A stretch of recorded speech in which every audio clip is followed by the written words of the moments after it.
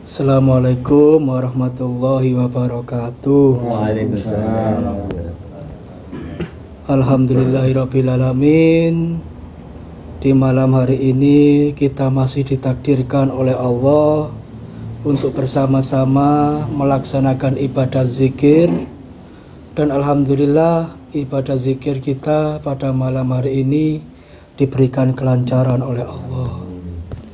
Salawat dan salam tak lupa kita curahkan kepada junjungan kita baginda Nabi Muhammad SAW, karena berkat beliaulah kita semua mengenal tentang iman dan Islam.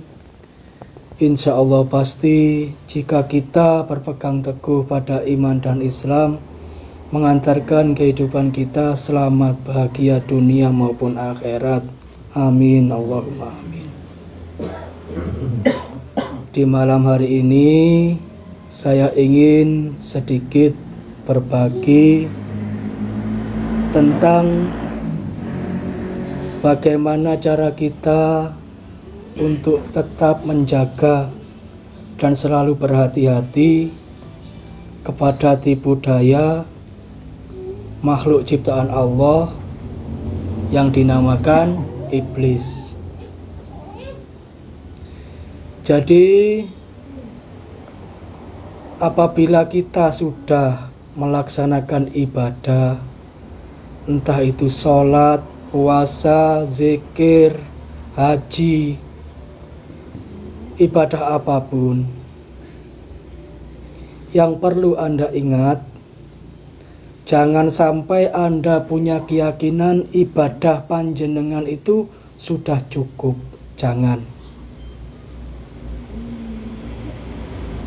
Jangan sampai panjenengan itu merasa bahwa zikirku sudah banyak, pangkatku tinggi di hadapan Allah. Jangan sampai.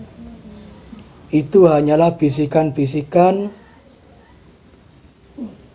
makhluk Allah yang namanya iblis untuk membuat diri kita berbangga diri. Jenengan istiqomah sholat malam, jenengan istiqomah zikir, tiba-tiba jenengan merasa punya pikiran, aku loh sudah dekat sama Allah. Jangan sampai Anda punya pikiran seperti itu. Ini ada sebuah kisah yang mudah-mudahan bisa memberikan pelajaran buat diri kita maupun buat yang hadir pada malam hari ini. Dikisahkan ada seorang alim. Beliau rutin melaksanakan ibadah, bahkan sholat malamnya tidak pernah putus. Ketika itu beliau ingin melakukan sholat malam dan ingin berwudu. Tiba-tiba datanglah malaikat Allah duduk di atas sumur ketika beliau ingin berwudu. Saking takutnya, orang alim ini tadi memberanikan diri untuk bertanya, "Wahai makhluk Allah, siapakah engkau?" Kemudian malaikat itu menjawab, "Saya adalah malaikat yang diutus oleh Allah untuk mencatat hamba-hamba yang dicintai oleh Allah." Kemudian orang yang alim ini tadi bertanya kepada malaikat, "Wahai malaikat, apakah namaku tercatat di dalam golongan orang-orang yang dicintai oleh Allah?" Kemudian malaikat itu mencari nama orang alim itu tadi. Ternyata setelah dicari tidak ada. Setelah itu orang alim ini tadi menyuruh malaikat itu mencari sekali lagi. Setelah dicari sekali lagi, ternyata juga masih tidak ada. Kemudian betapa terkejutnya orang alim ini tadi dan tersungkur di hadapan malaikat itu dan berdoa kepada Allah.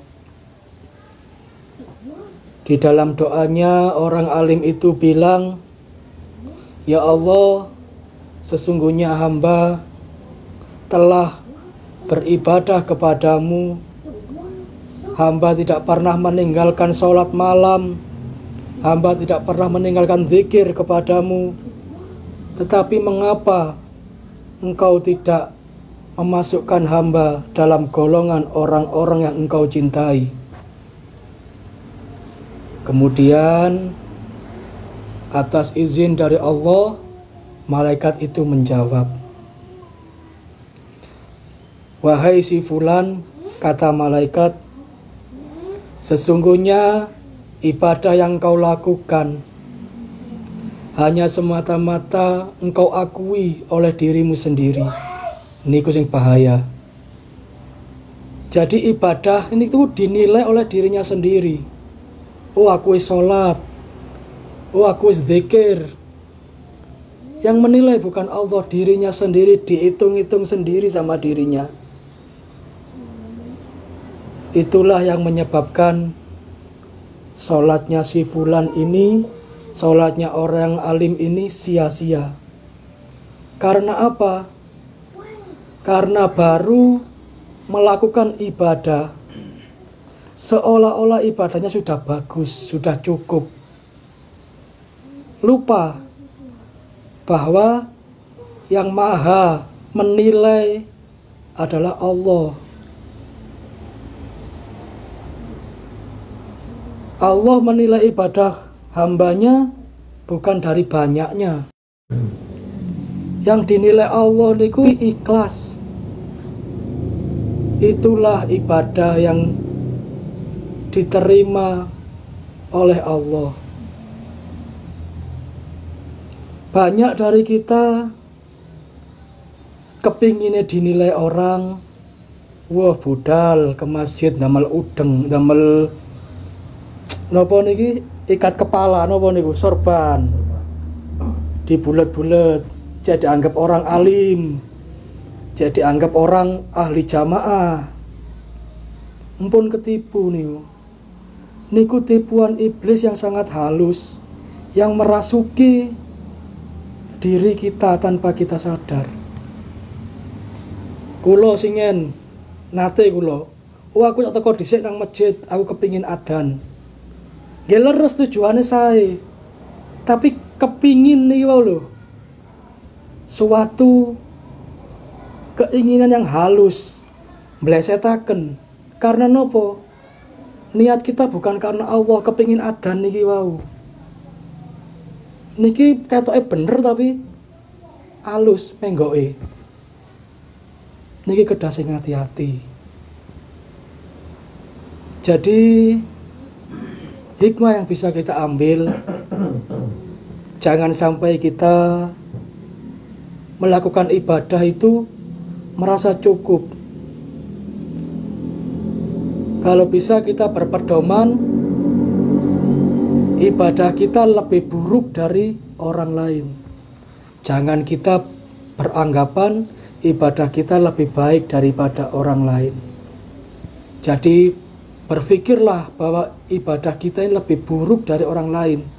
Agar apa? Agar kita tidak merasa puas diri dengan ibadah yang kita lakukan. Tidak usah menunjukkan diri kita kepada orang lain. Yang penting cukup diri kita di hadapan Allah. Terserah orang lain menilai kita buruk, terserah. Mboten masalah, mboten penting.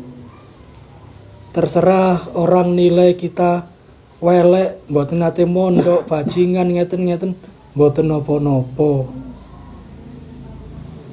Mboten napa-napa. Makhluk menungso. Sing nilai menungso niku makhluk. Tapi sing paling penting, Jenengan kudu wedi lek sampean dianggap elek kali Gusti Allah. Mandar muga kita diparingi panjang umur kali Allah, keluarga kita jenengan dijogo kali Allah, lan mandar mugi kula jenengan ditetepaken iman dan Islam ngantos akhir hayat. Semoten mawon saking kula. Wallahu a'lam bishawab. Assalamualaikum warahmatullahi wabarakatuh.